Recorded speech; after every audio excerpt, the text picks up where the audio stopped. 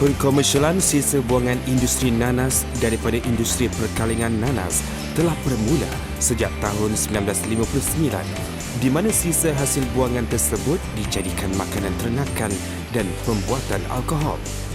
Secara tradisinya, kilang pemprosesan nanas berupaya mengeluarkan sisa buangan industri sebanyak 200 tan metrik sehari dan seterusnya disalurkan kepada pengusaha ternakan lembu dengan nilaian harga pasaran RM20 per tan metrik. Namun kini, Lembaga Perindustrian Nanas Malaysia LPNM telah mengorak langkah bagi mempelbagaikan kegunaan pokok nanas. Sejauh manakah usaha ini dapat dilakukan?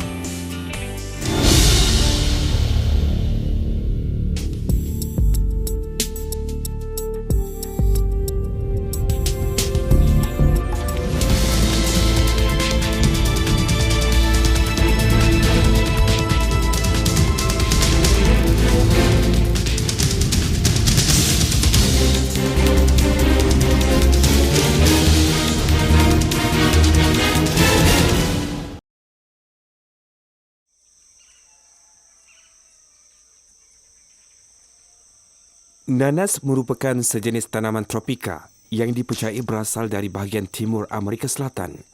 Ia diperkenalkan di Tanah Melayu pada abad ke-16 oleh orang-orang Portugis. Pada tahun 1921, nanas mula ditanam di Singapura, Johor dan Selangor sebagai tanaman kontan. Tanaman nanas terus berkembang dan diusahakan secara peladangan di kawasan tanah gambut, terutamanya di Johor. Seiring dengan hasrat kerajaan dalam memberikan tumpuan kepada peningkatan pendapatan serta membentuk kalangan penanam nanas yang maju dan berdaya saing, penghasilan produk tambah nilai daripada sisa ladang nanas merupakan satu inovasi baru. Ia dijangka dapat mempelbagaikan sumber pendapatan penanam nanas melalui penggunaan sumber secara maksima serta penghasilan produk yang berkualiti tinggi. Penghasilan pelbagai produk tambah daripada sisa tanaman nanas seperti daun, akar dan tunggul merupakan alternatif terkini atau sekurang-kurangnya sebagai tambahan kepada teknologi sedia ada. Penggunaan 100% sumber sisa buangan industri secara komersial untuk dijadikan produk dijangkakan dapat mengatasi isu pengurusan pembuangan sisa industri yang secara tradisinya dilaksanakan secara pembakaran. Benang nanas ni merupakan satu inovasi terkini lah yang sedang kita cuba promosikan dengan mengadakan beberapa teknologi memproses yang sesuai, dan sehingga kini kita telah pun melatih beberapa usahawan kita di Kempas dan di Pontian untuk memproses daun nanas menjadi benang nanas.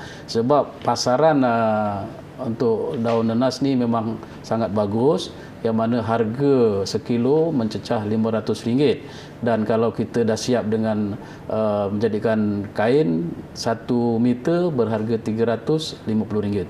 Jadi Lembaga Nanas akan berusaha untuk menjenamakan daun-daun nanas yang terproses menjadi benang nanas sehingga dia boleh menjadikan satu produk yang boleh dijadikan kebanggaan lah kepada negara kita.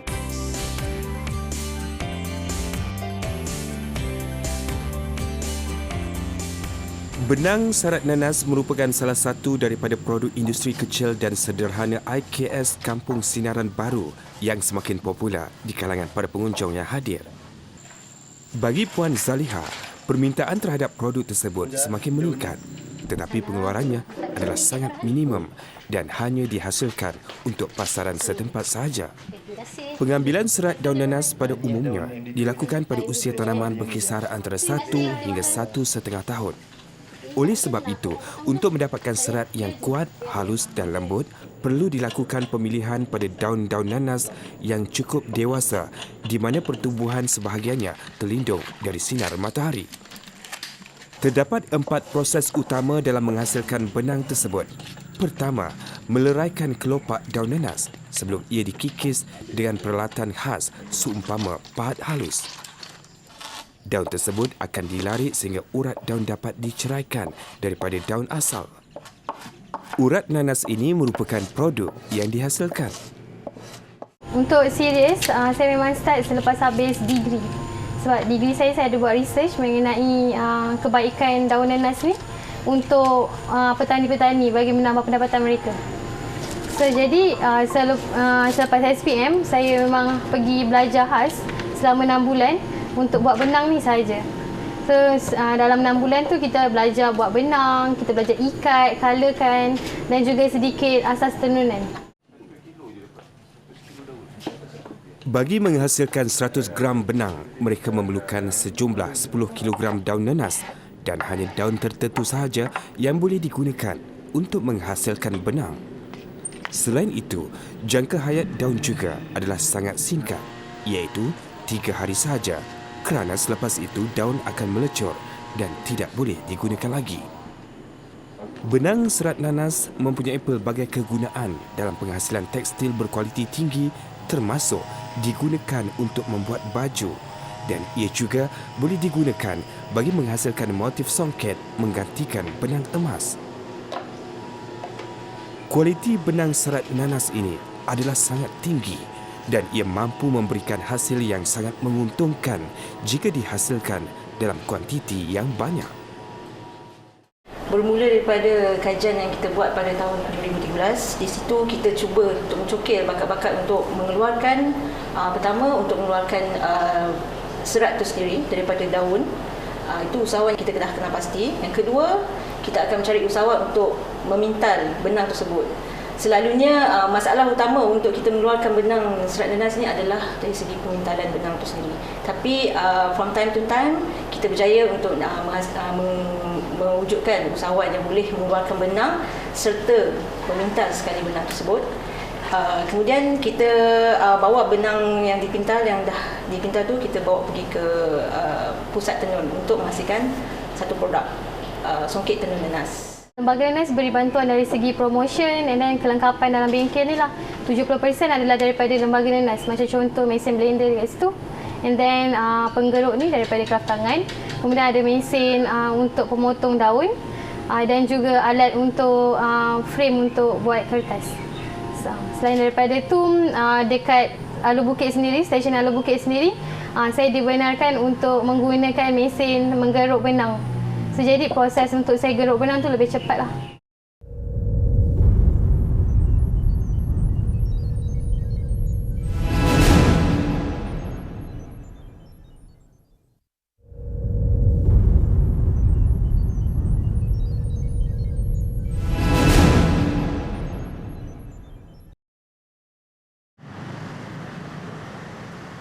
Bagi membantu pengusaha-pengusaha kecil dalam industri pengisaran serat nanas, sekumpulan pelajar dan pensyarah dari Universiti Tun Hussein On Malaysia UTHM menghasilkan satu teknologi yang dinamakan Mesin Serat Daun Nanas 1 atau PALF-M1. Kebanyakan pengusaha kecil menggunakan mesin pengekstrak yang menggunakan kaedah penghancur bagi mendapatkan ekstrak serat nanas. Ia berbeza dengan PALF-M1 kerana mereka menggunakan pisau-pisau bilah untuk menanggalkan lapisan belilin pada daun tersebut. Proses dimulakan dengan memasukkan daun nanas di antara dua bilah pisau. Kisaran pertama pada bilah satu akan menanggalkan lapisan luar. Ia seterusnya akan dikisar di bilah kedua untuk menanggalkan keseluruhan lapisan belilin tersebut. Kadar pengeluaran PALF-M1 adalah bersamaan 11 kali lebih banyak berbanding menggunakan tenaga manusia. Inovasi tersebut mendapat perhatian daripada industri dan komuniti yang berkaitan dengan serat nanas di Malaysia. Mesin itu bukan sahaja yang pertama di Malaysia sebab dia automatik. Yang keduanya melibatkan pengasingan ekstrak ini akhirnya menjadi satu daun nanas tadi boleh menghasilkan fiber yang berbentuk just begitu begini. Dan alhamdulillah ciptaan ini juga telah mendapat pengiktirafan di peringkat antarabangsa apabila tahun 2013 produk ini telah memenangi pingat emas dalam pertandingan Dekat Cipta Pencipta 2013 dan juga telah mendapat special award daripada Korea punya invention. So itu adalah peringkat permulaan. Saya ingat dah 3 siri kita bangunkan daripada tahun 2013 hinggalah apa yang ada pada hari ini. Serat daun nanas yang menghasilkan produk seperti benang baju lebih mudah dihasilkan dengan menggunakan PALF M1 yang dicipta oleh UTHM. Setakat ini, PALF M1 telah dibeli oleh Politeknik Ibrahim Sultan Johor dan Syabat Craft Enterprise Melaka. Mesin ini telah memenangi 3 anugerah inovasi di iTech 2013, Tech Rural UTHM 2012 dan Pencipta 2011. Lembaga Pendasaan Malaysia setiap tahun akan membuka peluang kepada agensi-agensi pendidik dan universiti tempatan untuk mereka mengutarakan, mencadangkan apa-apa sahaja inovasi yang berkaitan dengan nanas Malaysia. So, setiap tahun kita akan menerima berbagai jenis inovasi dan benang nanas ini merupakan salah satu inovasi yang kita buat bermula pada tahun 2013 di mana kita bermula kolaborasi bersama Universiti Tun Hussein On Malaysia dan juga Politeknik Ibrahim Sultan, di mana kolaborasi itu kita kerjasama secara menyeluruh untuk mengeluarkan benang nanas untuk jadikan satu produk yang bernilai tinggi. Satu pertemuan telah diadakan di antara pegawai-pegawai Politeknik Ibrahim Sultan atau PIS dengan Kraftangan Malaysia Cawangan Johor pada tahun 2012. Pertemuan tersebut bertujuan untuk menjalinkan hubungan dan kerjasama dalam menerokai kajian serat nanas dan rekaan motif tenunan Johor. Ianya juga bertujuan mengenal pasti peranan yang boleh dimainkan oleh institusi pendidikan seperti PIS dalam memberi sumbangan aktif kepada industri dan komuniti setempat.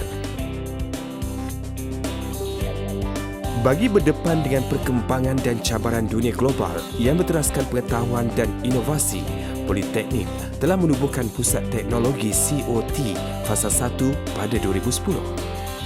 Kini, COT yang ditubuhkan di 3 Politeknik Premier itu telah pun berjaya mendapat pengiktirafan sebagai pusat teknologi selepas melepasi skor minimum 80% yang ditetapkan oleh panel penilai luar. COT yang dimaksudkan antaranya Pusat Reka Bentuk Kreatif SIDET di Politeknik Ibrahim Sultan Johor. Kesemua COT itu telah berjaya merancangkan aktiviti penyelidikan dan inovasi, kerjasama dan pemberian khidmat kepakaran sekaligus menyokong proses pembelajaran dan pengajaran ke arah melahirkan graduan berkualiti serta meningkatkan kebolehpasaran graduan politeknik.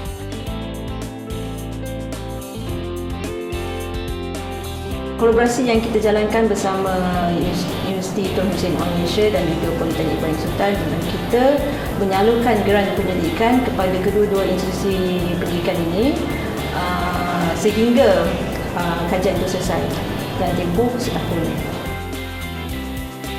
Bagi Encik Abu Bakar selaku pengurus COT, minatnya begitu mendalam dalam mempelopori seni kraftangan yang menggunakan bahan dari serat nanas.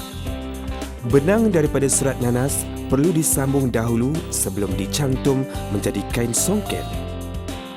Saya sangat berkeyakinan benang nanas ini ataupun produk yang kita keluarkan daripada benang nanas ini sangat berpotensi. Sebab produk ini sangat istimewa sebab kalau kita lihat di pasaran yang ada sekarang adalah fokusnya kalau untuk menghasilkan produk daripada benang kapas ataupun sutra. Itu adalah daripada dulu lagi sampai sekarang, terutama di negara kita. Tapi saya berani meneroka serat nanas ni walaupun benda tu kalau dilihat hanya bahan buangan saja dan tak ada nilai, tapi bila kita usahakan secara komersial dan saya beri jaminan kata benda ni mampu dibawa ke peringkat antarabangsa setanding dengan produk-produk premium yang ada di peringkat dunia lah. Tenunan kain songket yang diperbuat daripada benang serat nanas adalah antara produk yang paling mencabar dan baru untuk dihasilkan di Malaysia. Bagi Noe, sepanjang 10 tahun berkecimpung di dalam industri songket, Tenunan daripada benang serat nanas adalah paling sukar untuk dihasilkan. Ia memerlukan kesabaran dan komitmen yang tinggi bagi menjayakannya.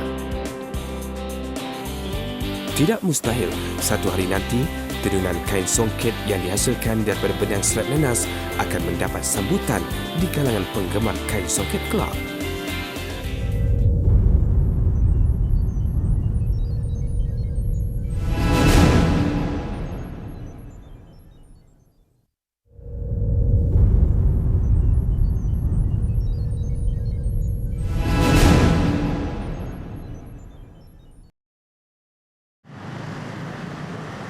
Tangka merupakan sebuah bandar kecil yang terletak di daerah Ledang, Johor serta merupakan bandar pentadbiran utama di daerah Ledang.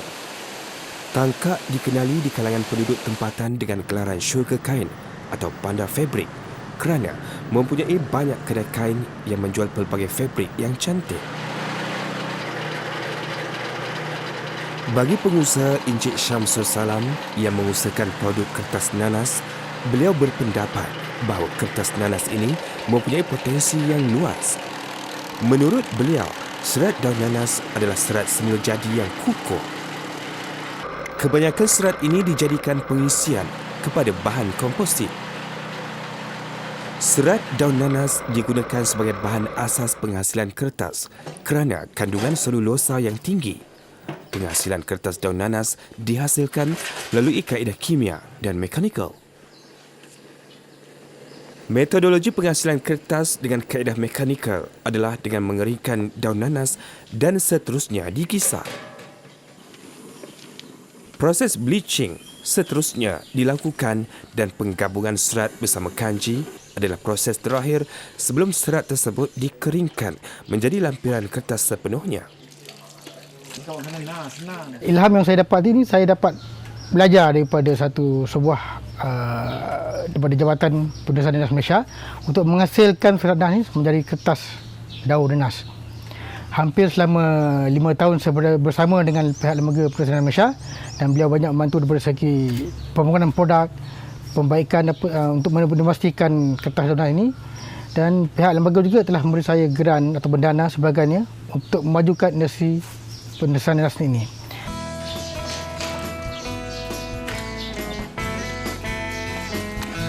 Hasil daripada keputusan parameter bagi moisture, ash dan fat mendapati adalah konsisten dari hari pertama hingga hari ke-70. Analisis kandungan protein pula didapati meningkat dari 0.02% kepada 0.26%. Manakala penurunan sebanyak 73.18% bagi kandungan karbohidrat kertas daun nanas berpotensi dimajukan sebagai kertas kraftangan. Idea institutus, apa saya lihat kan, kita sumber kekurangannya bahan mentah khususnya daun kertas. Habis kertas ini saya lihat satu pengembangan industri yang baik kerana industri kertas ini sentiasa memakai. Dan saya mengambil inisiatif menghasilkan produk serat kertas daripada daun nanas dan terbukti dia amat berkesan. Kerana kertas daripada serat daun ini mempunyai kekuatan yang sungguh bernilai lah. Selain membuat kertas, kita juga membuat fiber daripada serat daun nanas tadi. Dan fiber ni kita membuat benang. Dan benang ni kita jadikan dia selai kain. Penghasilan kertas terbaik adalah melalui proses kimia berdasarkan ciri prestasi ujian koyakan. Gabungan serat daun nanas dan kanji beras adalah terbaik dengan memaparkan ciri keras dan kuat dibandingkan dengan kanji-kanji yang lain. Program pembangunan industri asas tani dilihat sebagai satu program yang dapat memberi pulangan hasil yang cepat serta memberi tambahan nilai yang tinggi kepada bahan mentah yang diproses. Ia dapat menjana sumber pendapatan yang baik kepada orang ramai, terutamanya ahli keluarga petani dan penduduk luar bandar. Program yang dilaksanakan oleh LPNM ini merupakan suatu pendekatan mewujudkan seramai mungkin usahawan selaras dengan program pembangunan masyarakat perdagangan dan perindustrian Bumiputera, Kementerian Pertanian dan Industri Asas Tani. Pihak Lembaga Pendesahan Nanas Malaysia menyambut baik usaha yang dilakukan oleh Encik Syamsul serta syarikat Green One kerana menjalankan projek kertas serat nenas atau kita lebih kenali sebagai peanut paper. Pihak kami memberikan sedikit insentif berupa barangan, contohnya seperti set-set untuk pemprosesan seperti crusher, meja pemprosesan, printer, pencetak dan juga intensif untuk bangunan premis. Bagi mempromosikan lagi dan memperkenalkan lagi produk kertas nenas, peanut paper, pihak Lembaga Perhiasan Malaysia akan membawa Encik Samsul Green One untuk turut serta bersama-sama kami dalam pelbagai program, contohnya pameran-pameran seperti MAHA, Hari Peternak Peladang dan juga pameran-pameran lain.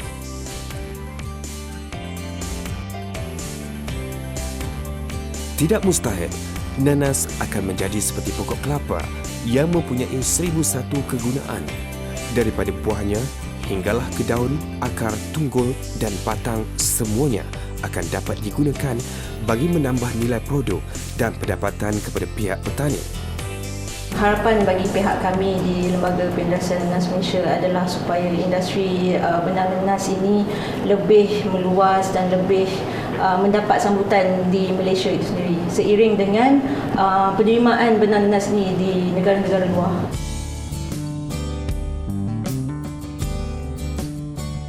Saya ucapkan selamat menyambut ulang tahun yang ke-60 bagi Lembaga Perindustrian Nanas Malaysia. Saya berharap LPNM akan dapat terus mengemuling usaha untuk membantu para petani dari segi mengeluarkan hasil buah dan juga produk-produk lain, IKS dan juga produk bukan IKS seperti yang saya keluarkan sekarang. Saya sangat berharap lembaga dapat meneruskan usaha-usaha mengetengahkan produk nanas ni bukan sahaja dari segi mengeksport buah tetapi juga melihat kepada potensi hiliran kepada pokok nanas itu sendiri, terutamanya produk-produk buangan lah. Pertama, saya mengharapkan kerjasama bersama dengan pihak ETSM khasnya boleh dipertingkatkan lagi. Yang keduanya, kita mengharapkan supaya di luar sana industri kecil, industri sederhana yang masih banyak lagi memerlukan khidmat nasihat, juga penyelidik-penyelidik di luar sana yang boleh kita gabungkan untuk memberikan impak yang lebih besar lagi khasnya kepada negara kita, Malaysia. Selamat menyambut ulang tahun yang ke-60 bagi Lembaga Perindustrian Nanas Malaysia. Saya doakan supaya Lembaga Perindustrian Nanas Malaysia ini lebih maju, lebih berdaya saing dan lebih membangun. Saya mewakili bahagian pengembangan dan pembangunan tanaman mengucapkan selamat menyambut ulang tahun ke-60 LPNM. LPNM the best! Saya berharap dengan kewujudan lembaga ini akan memberi sumbangan yang signifikan khususnya kepada pengusaha nanas Malaysia dan menjadikan industri nanas Malaysia industri yang terunggul di pesada dunia. LPNM terunggul! Sempena 60 tahun LPNM pada tahun ini, di mana kemuncaknya akan diadakan, sambutannya akan diadakan pada bulan Disember 2017 nanti. Sebelum menuju ke kemuncak sambutan, pihak LPNM akan menyediakan pelbagai aktiviti-aktiviti menarik untuk maklumat lanjut berkenaan dengan program-program ataupun aktiviti yang kita akan laksanakan sempena sambutan 60 tahun ini. Boleh layari kita punya website kami di www.mpib.gov.my ataupun di Facebook kami di Lembaga Perindustrian Nanas Malaysia. LPNM 60 tahun terbaik!